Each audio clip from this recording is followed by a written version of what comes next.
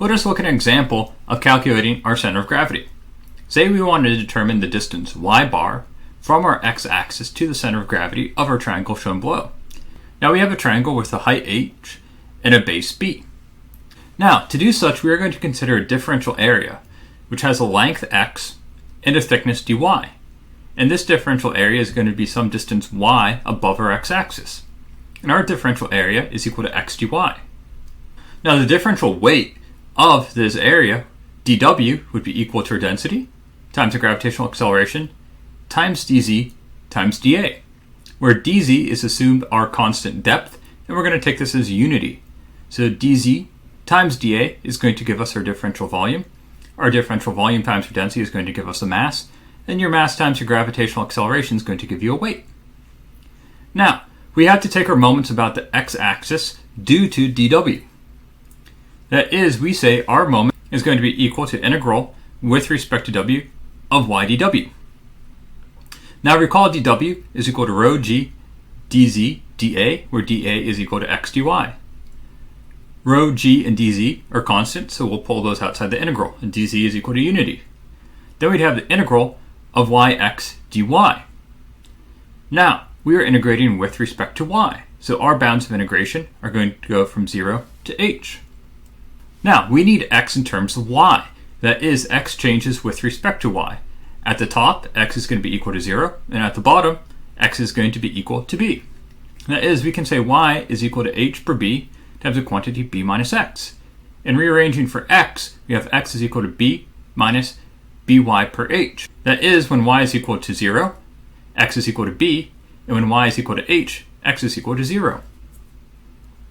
Now we're going to substitute this into our expression for x. That is, m sub zx is equal to rho g times the integral from 0 to h of y times the quantity b minus by per h. And we're going to integrate this with respect to dy. Now, b is a constant, for our basal length of our triangle does not change. We are able to remove that from the integral. Thus, m sub zx is equal to b rho g, the integral from 0 to h of the quantity y minus y squared per h dy. Now, we can break our integrand up. That is, we're going to have b rho g, the integral from 0 to h of y dy, minus b rho g, the integral from 0 to h of y squared per h dy.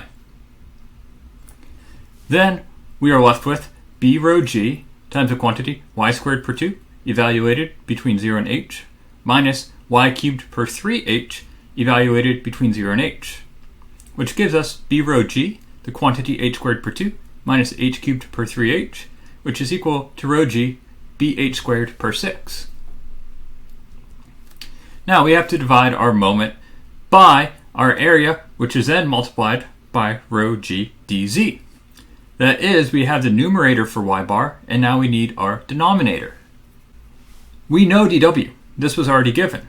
So we know rho g, the integral of dw, is going to be equal to rho g, the integral from 0 to h, of b minus by per h dy.